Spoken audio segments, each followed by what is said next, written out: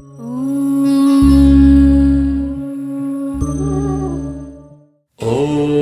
ह्रीं बगुलामुखी सर्वदुष्टानां वाचं मुखं पदं स्तम्भय जिह्वां कीलय बुद्धिं विनाशय ह्रीं ॐ स्वाहा। ॐ ह्रीं बगुलामुखी सर्वदुष्टानां वाचं मुखं पदं स्तम्भय जिह्वां कीलय बुद्धिं विनाशय ह्रीं ॐ स्वाहा। ॐ ह्रीं बगुलामुखी सर्वदुष्टानां वाचं मुखं पदं स्तम्भय जिह्वां कीलय बुद्धिं विनाशय ह्रीं ॐ स्वाहा। ॐ ह्रीं बगुलामुखी सर्वदुष्टानां वाचं मुखं पदं स्तम्भय जिह्वां कीलय बुद्धिं विनाशय ह्रीं ॐ स्वाहा।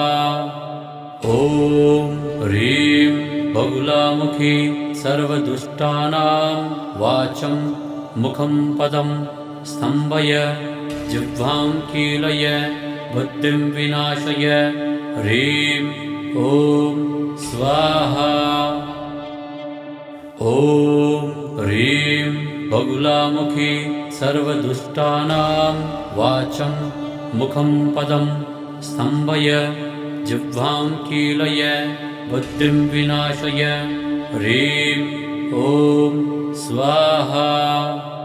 ॐ ह्रीं बगुलामुखी सर्वदुष्टानां वाचं मुखं पदं स्तम्भय जिह्वां कीलय बुद्धिं विनाशय ह्रीं ॐ स्वाहा।